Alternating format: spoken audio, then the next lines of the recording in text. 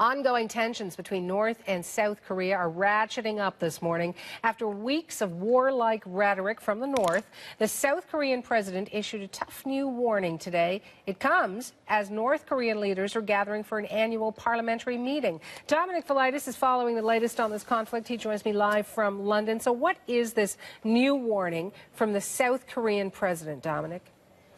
Well, in a nutshell, Park Geun-hye promised a strong response to any provocation from North Korea, and that this response would be made without any political considerations. Now, that's really just Park Geun-hye underlining the fact that the South has changed its rules of engagement now so that local military units can respond immediately to attacks from the North rather than wait for political permission from Seoul.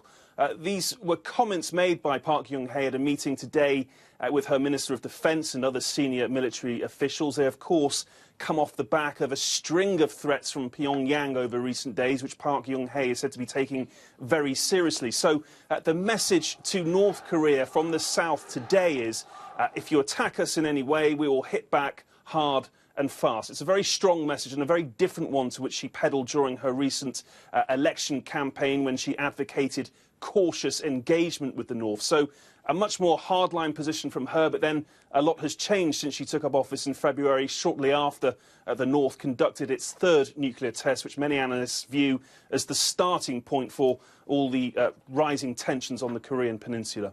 And North Korean leaders have been meeting. What's come out of that? Well, two meetings of note over the last couple of days. Yesterday, Kim Jong-un presided over a meeting of the Central Committee of the ruling Workers' Party, which is something of a rare event. It's believed the last time a meeting of this kind was convened was 20 years ago, back in 1993. Now, the big headline to come out of this particular meeting was a pledge from Kim Jong-un to expand the country's nuclear arsenal, both in quality and quantity, as long as the US's nuclear threat continues.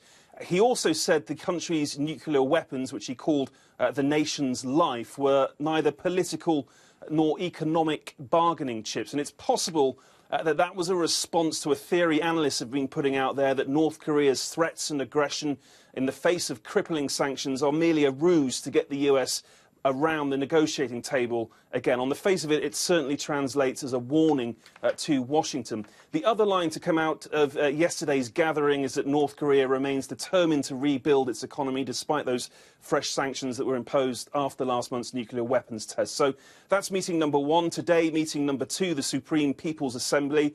Although a bit of a rubber stamping exercise, an interesting personnel change was announced. The former Prime Minister, who was actually fired a few years back, has been reappointed as Premier, and analysts say it's an indication of another power struggle in Pyongyang, and it's unlikely to change the North's approach in terms of this ongoing and potentially dangerous confrontation with the South and the United States.